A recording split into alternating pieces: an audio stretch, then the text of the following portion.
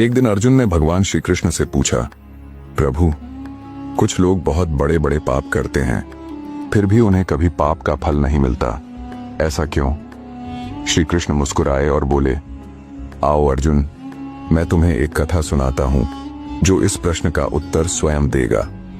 बहुत समय पहले एक धर्मप्रिय राजा था। एक दिन उसने अपने राज्य में एक यज्ञ आयोजित किया और सभी ब्राह्मणों को भोजन के लिए आमंत्रित किया। जब सभी ब्राह्मण पंक्तियों में बैठकर भोजन कर रहे थे, तब राजा स्वयं भोजन परोसने पहुंचे। पंक्ति के अंत में बैठे एक ब्राह्मण को राजा ने स्वयं भोजन परोसा। उसी समय आकाश में से एक चील मरे हुए सांप को अपने पंजों में दबाए उड़ रही थी। संयोगवश उस मृत सांप के विष की कुछ बूंदें नीचे गिरकर उस ब्राह्मण के थाल में पड़ी। ब्राह्मण ने अज्ञानवश वह भोजन खा लिया और कुछ ही क्षणों में उसकी मृत्यु हो गई। यमराज स्वर्ग से यह दृश्य देख रहे थे। उन्होंने विचार किया, किसका दोष है?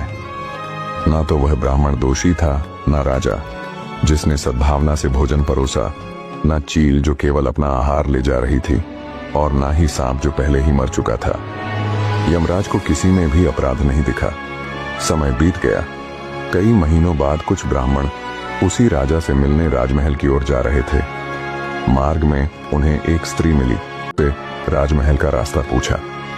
वह स्त्री व्यंग्य स्वर में बोली, वही राजा जो ब्राह्मणों को भोजन में जहर देता है। बस इतना कहते ही यमराज ने उस स्त्री को ब्राह्मण हत्या का दोषी घोषित कर दिया। यमदूत आश्चर्यचकित होकर बोले, प्रभु, इसने तो किसी की हत्या नहीं की, केवल एक बात कही, फिर यह दोषी कैसे हुई? यमराज शांत स्वर में बोले, राजा, चील, सांप किसी ने भी जानबूझकर पाप नहीं किया, पर इस स्त्री ने निंदा में सुख पाया। यही पाप का वास्तविक बीज है। जहां किसी के पतन की बात करने में मन को आनंद मिले, वहीं से पाप जन्म लेता है। याद रखो अर्जुन, पाप केवल कर्म से नहीं होता, भावना से भी होता है। और जब मन किसी के दुख या पतन से सुख अनुभव करने लगे, तो समझो आत्मा के पतन की शुरुआत हो चुकी है। अगर आपको यह कथा अच्छी लगी तो लाइक करें और कमेंट में जय श्री कृष्ण जरूर लिखें।